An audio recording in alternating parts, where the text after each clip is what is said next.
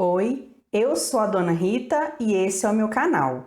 No vídeo de hoje eu vou falar um pouco sobre como conquistar o aluno e ter sucesso nas suas aulas. Eu vou falar para vocês o que costuma dar certo de acordo com a minha experiência. Vamos lá?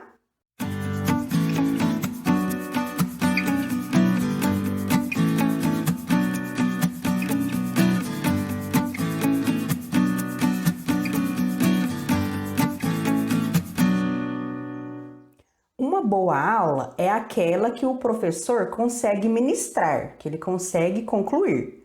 Mas uma aula de sucesso é aquela em que o aluno participa e consegue aprender alguma coisa. E para isso, não adianta só o professor estar com o conteúdo na ponta da língua e ter aquele planejamento super bem elaborado, super bem feito. Porque se o professor chegar na sala e a turma não deixar nem ele falar, ou então se a turma estiver muito apática, muito desanimada, pouco participativa, todo o domínio de conteúdo do professor e o seu planejamento serão jogados no lixo e toda aquela aula linda que foi planejada será desperdiçada. Então, como é que faz? Como é que o professor consegue fazer a aula dar certo? Eu tenho uma péssima notícia para vocês. É que não existe uma receita, não existe uma fórmula mágica, infalível, que vai fazer isso acontecer. Na verdade, cada professor vai encontrar o seu caminho, as suas estratégias, vai entender o que dá certo e o que não dá certo em suas turmas. O que não pode acontecer é o professor desistir da turma, seja devido à indisciplina ou à falta de interesse. Mas para tentar ajudar um pouquinho, eu vou compartilhar com vocês o que costuma dar certo nas minhas aulas. Eu leciono há quase 13 anos e eu já trabalhei com todo tipo de aluno, desde os mais agitados lá do sexto e do sétimo ano, passando pelos abençoados adolescentes do ensino médio e até mesmo os alunos do EJA com suas particularidades. Além de ter trabalhado com o PAV, que é um caso à parte. Quem lembra do PAV sabe do que eu estou falando. E na minha experiência, eu concluí que o aluno não precisa necessariamente gostar do seu componente curricular. Mas se ele gostar de você, se vocês conseguirem construir uma relação amistosa, empática e colaborativa, é bastante provável que ele vai participar da sua aula. E que esse aluno vai ter um pouco mais de compromisso, de boa vontade com as atividades que você propuser. Ou seja, ele vai te ajudar na sua aula, nem que seja não te atrapalhando. Então, o que eu tento fazer é conquistar o meu aluno, para ele gostar de mim, pelo menos um pouquinho, deixando bem claro que isso não vai funcionar para todos os alunos, porque quando o santo não bate mesmo. Aí a gente tenta só conviver civilizadamente e pronto. Mas na maioria das vezes, as minhas estratégias costumam dar certo com a maioria dos alunos. Mas como que eu faço isso? Como que eu conquisto o meu aluno? Refletindo sobre isso e conversando com alguns ex-alunos, eu concluí que as minhas estratégias se dividem em 5 pilares: amizade e descontração. Sem confundir ser amiga do aluno com deixar o aluno fazer o que quiser, eu dou abertura para que o aluno me veja como uma pessoa próxima, como uma amiga. Alguém com quem ele pode brincar, trocar uma ideia, pedir uma opinião, contar um caso, uma fofoquinha, pedir uma ajuda, conversar sobre algum assunto da vida, etc. Ou seja, eu tento não ser uma completa estranha, aquela professora fechadona, linha dura, extremamente rígida, mal-humorada, que só chega na sala, dá a aula e vai embora e não quer de jeito nenhum dar papo para aluno. Então, resumindo, eu tento ser uma pessoa acessível. Eu tento ser uma professora que vai deixar os alunos se aproximarem. Eu não tenho medo de ser amiga dos alunos. Mais uma vez, né, deixando bem claro que ser amiga não é deixar o aluno fazer o que quiser, não, porque o aluno precisa de disciplina também, né? Esse é um dos papéis fundamentais do professor, garantir a ordem dentro da sala de aula, porque senão a gente não consegue dar aula também, não. Mas eu não tenho medo de deixar o aluno se aproximar e trazer para dentro da sala de aula um clima assim, mais descontraído, um clima mais amistoso. Empatia e acordos. Outra coisa que eu tento fazer é sempre me colocar no lugar do aluno, tentar entender quais que são os seus problemas, as suas dificuldades. Dessa forma, quando nós temos algum conflito, eu tento ver o lado do aluno, para que a gente consiga chegar a uma solução que fique boa para todo mundo, uma solução que seja um meio termo. Então, por exemplo, se os alunos reclamam que tem muitas provas marcadas para um determinado dia, eu analiso a possibilidade de remarcar a minha prova para uma outra data. Se os alunos pedem para a prova ser de consulta, eu deixo eles fazerem um resuminho em uma folha separada para usar na hora da prova. Outro exemplo, se nós vamos fazer um trabalho em grupo, eu deixo os alunos mesmo escolherem os seus parceiros de grupo e algumas vezes eu deixo eles escolherem até a quantidade de integrantes no grupo. Isso porque tem várias questões envolvidas, como por exemplo a compatibilidade de horários, o fato dos alunos morarem mais próximos ou mais distantes uns dos outros e assim por diante. Outra forma de demonstrar essa empatia pelo aluno é quando a gente está, por exemplo, no último horário e a gente já fez bastante coisa naquela aula, naquele dia, então eu deixo os alunos descansarem alguns minutinhos no finalzinho daquela aula, né? Sem bagunça, claro, mas aí eu dou esse tempinho para os alunos descansarem. E assim por diante. Esses foram só alguns exemplos. Então são nessas pequenas coisas, nesses pequenos gestos do dia a dia, que eu vou demonstrando que eu me coloco no lugar do aluno, que eu vejo os problemas, a situação do aluno. E da mesma forma que eu me disponho a colaborar com os alunos, a ajudá-los, eu deixo bem claro que eu espero que eles colaborem e me ajudem também. É aquele negócio, né? Me ajuda que eu te ajudo.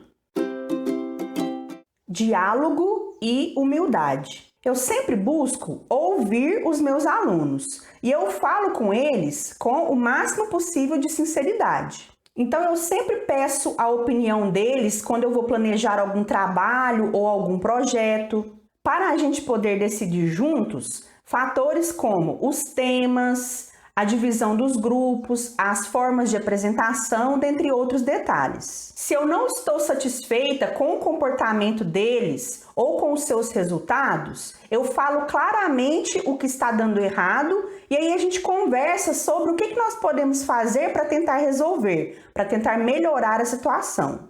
E, inclusive, se nós estamos sendo muito agressivos uns com os outros e por causa disso a aula não está rendendo, eu até já fiz a seguinte experiência.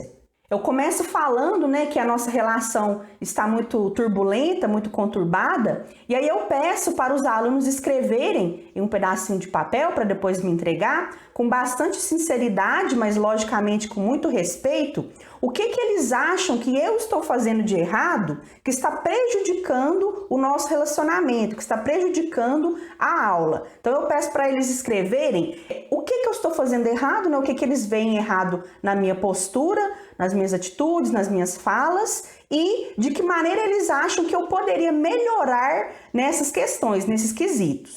Depois que eu leio esses papeizinhos, nessas mensagens dos alunos, esses apontamentos dos alunos, eu também faço os meus apontamentos, mostrando para eles o que eu acho que eles estão fazendo errado, de forma geral ou individualmente. Eu mostro para eles o que também está, na minha opinião, prejudicando o bom andamento da aula.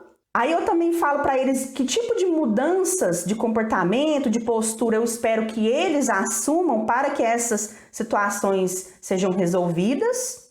E aí eu também me comprometo a mudar no que for possível para também contribuir com essa melhoria do andamento das aulas e da nossa relação enquanto alunos e professora. E é preciso ter muita humildade e coragem para fazer isso, porque não é nada fácil reconhecer as próprias falhas. Mas essa relação entre professor e aluno é como qualquer outro relacionamento. Diante de uma situação problemática, o que adianta mais? Ficar emburrado, resmungando e sendo passivo-agressivo? Ou sentar para conversar e tentar encontrar uma solução? E nessa questão do diálogo, da relação entre professor e aluno, vale lembrar que a gente é humano, Eu sou humana, então eu não sou perfeita. Então eu não chego na sala de aula todos os dias 100% bem. Pode ser que algum dia eu chegue na sala e não esteja me sentindo muito bem. Às vezes fisicamente, às vezes psicologicamente, mas o importante é o seguinte: pode ser que eu vá diminuir um pouco aquele tom descontraído da aula, ficar um pouquinho mais séria, mas eu tento ao máximo manter a postura, sem deixar que as minhas questões pessoais interfiram no meu trabalho e na interação com os alunos. Afinal de contas, problemas e momentos ruins todo mundo tem. Mas não é deixando de fazer o meu trabalho da melhor forma possível que essas questões vão ser resolvidas. Cada coisa tem o seu lugar e o seu tempo.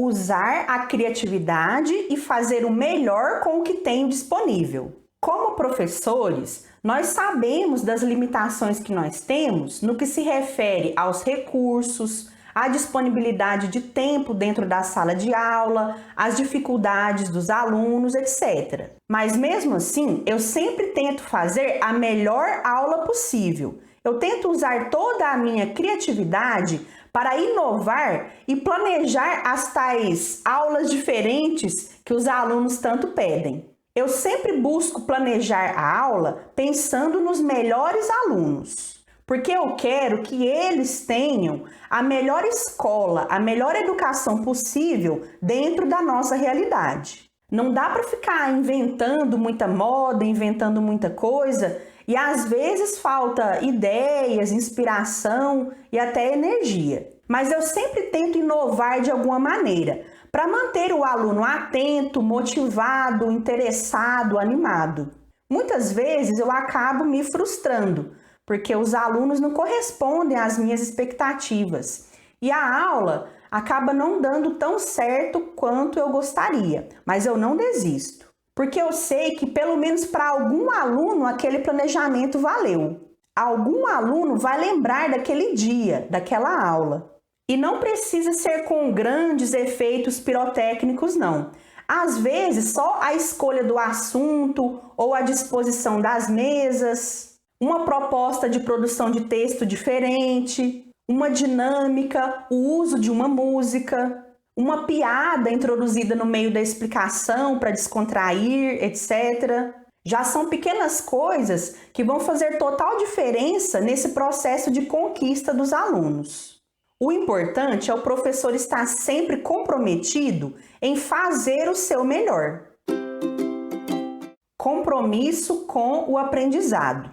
Não adianta nada ser amigona da galera se a galera não está aprendendo nada. Então, construir uma boa relação com os alunos é um caminho e não um fim. Toda essa relação de colaboração entre professor e alunos só vai servir para alguma coisa se a turma, ou pelo menos a maioria dela, passar a ter mais compromisso com as atividades do seu componente curricular. E se para isso o professor precisar adotar uma postura menos amistosa e mais firme, então vai ter que ser assim.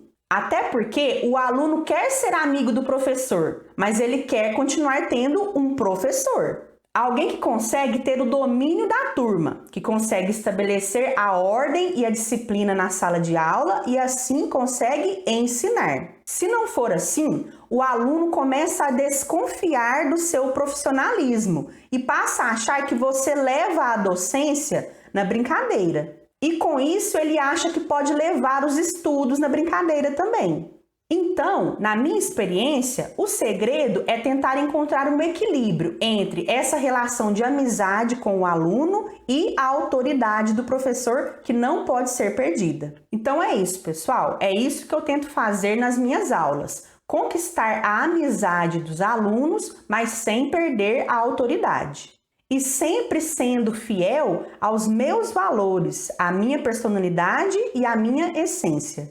E vocês? O que vocês fazem nas suas aulas para conseguir dar aula? Se for possível, seria interessante ter um momento aí na reunião para conversar sobre esse assunto e trocar experiências. O que vocês acham? Eu espero que esse vídeo, em que eu falo um pouquinho aí sobre a minha experiência, ajude pelo menos um pouquinho vocês a encontrarem o seu próprio jeito de conquistar os alunos e conseguirem dar as suas aulas. Então é isso, pessoal. Eu fico por aqui. Até a próxima. Beijo, tchau!